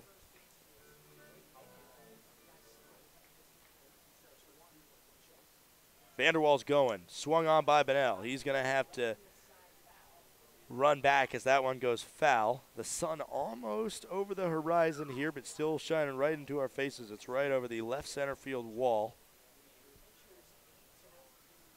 And now a 1-2 upcoming again for K. Bunnell.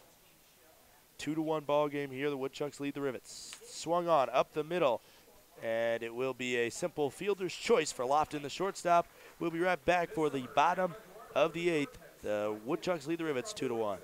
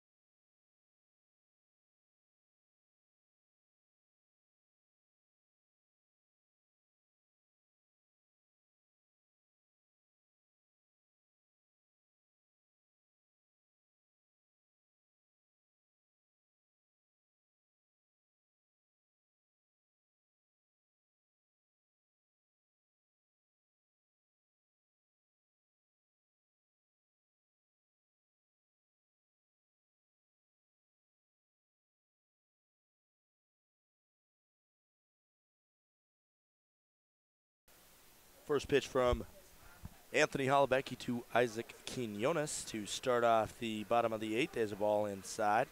Only fourth pitch of the day for Holubecki, who came on and got a big out to end the last inning.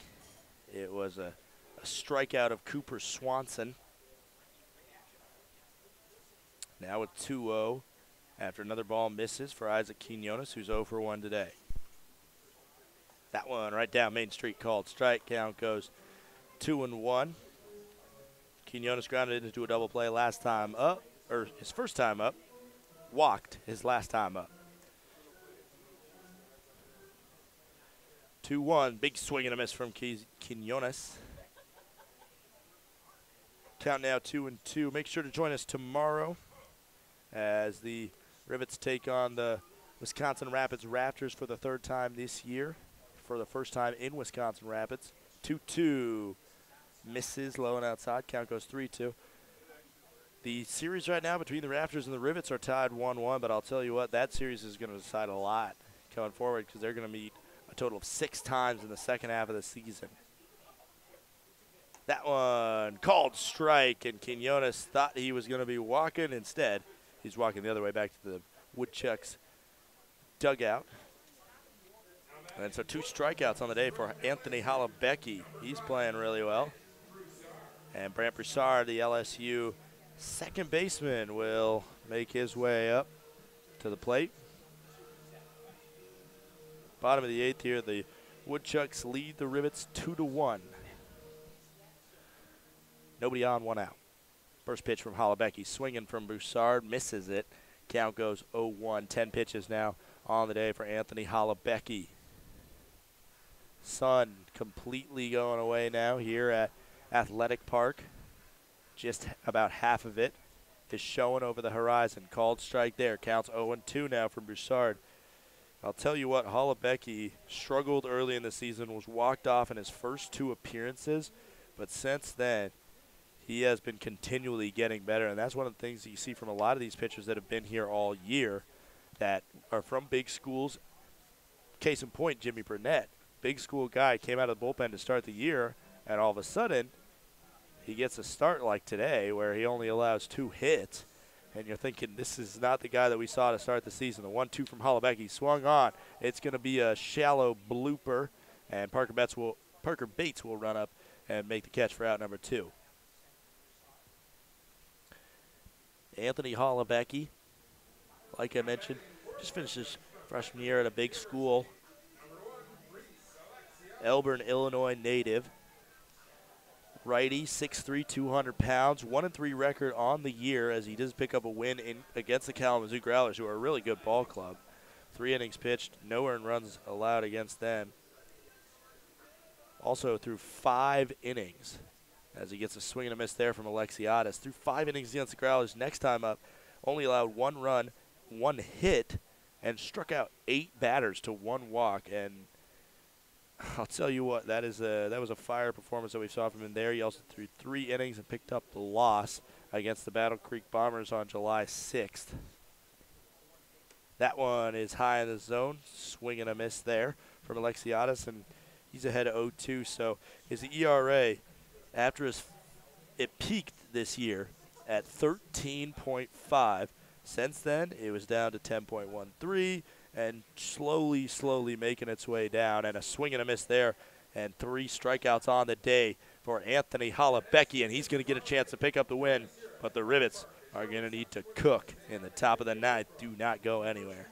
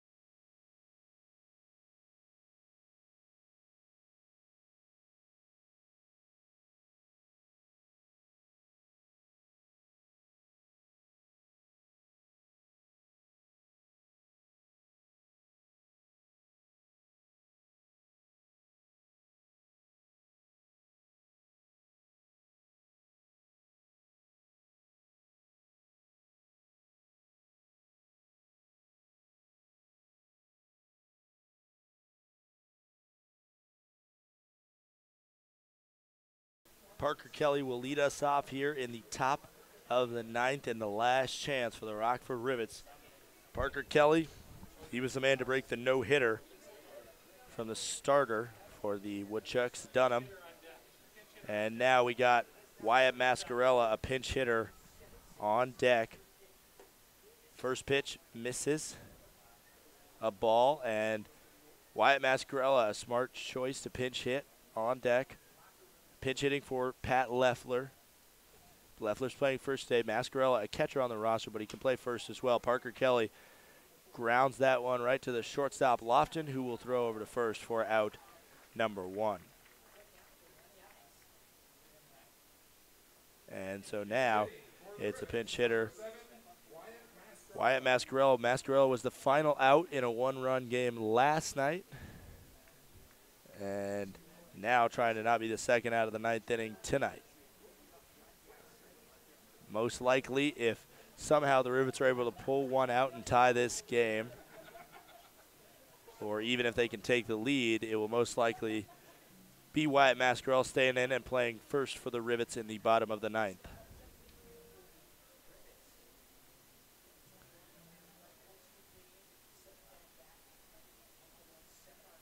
And as Guizdala sets on the mound, the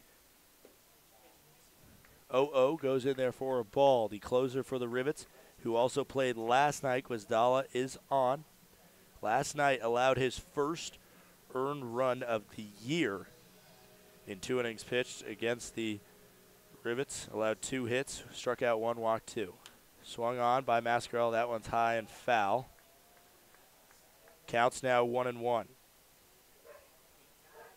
Guizdala, as before last night, was untouchable. The opposing batting average against him coming into last night was 100.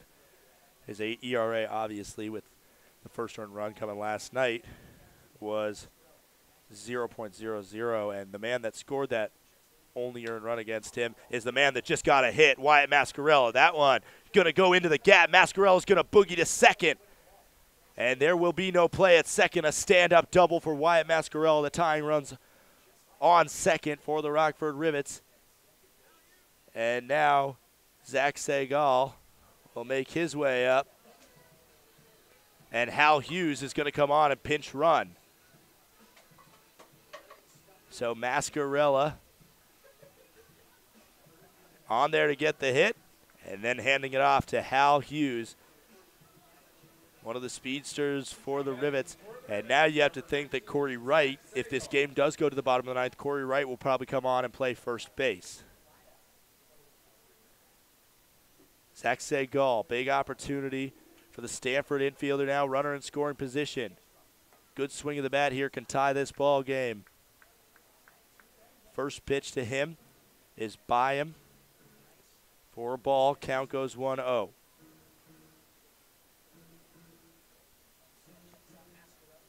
The 1-0.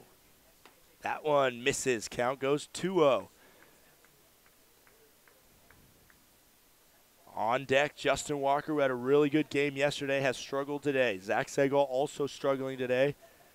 0 for 3, fielder's choice, strikeout, flyout. That one swung on, foul. Count goes 2-1 for the Stanford infielder. Started off at St. Cloud with the Rocks. We have to be waived by them. And clearing waivers.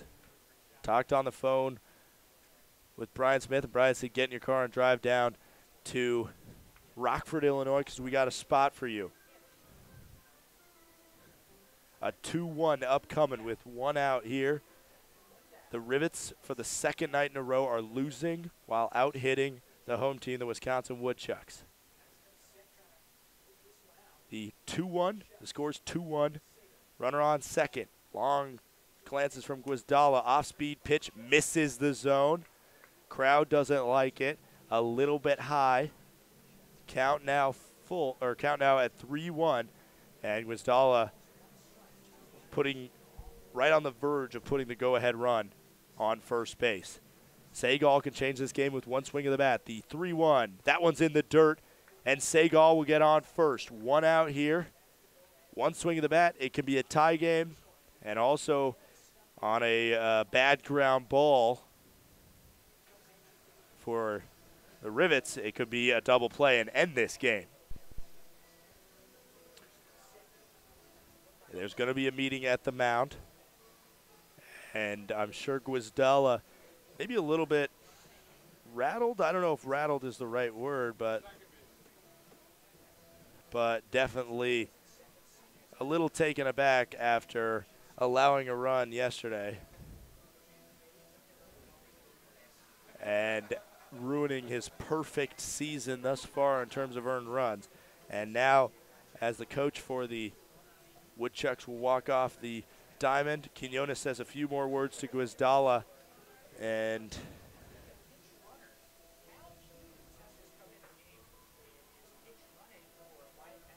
so Hal Hughes will stay on second.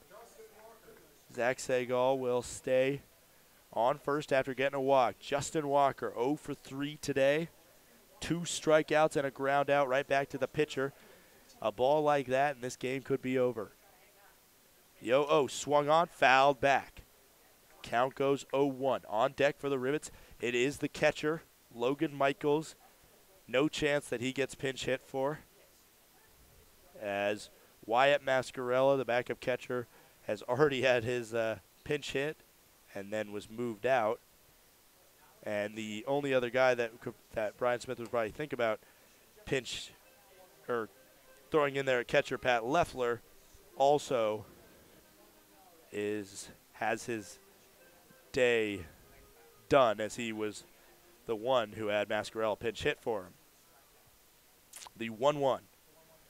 That one swung on, fouled back. Now Walker down to his last strike, and he kind of shoots his head back, and you can hear almost the groan releasing from his mouth, as he doesn't want to be down to his last strike here after he's already struck out twice today. Home plate umpire Zach Edgens going over to the Woodchucks dugout to make sure that they're all off the field, as one Woodchuck was standing just a little bit on the field. The 1-2 upcoming. Swung on. That's going to get down into the glove, and it'll be a double play to end the game. And Jaron Shelby, as it was Hal Hughes going from second right away, and if it fell, it was going to be a tie game. But instead, Jaron Shelby dives, makes the grab, throws to second to double it off.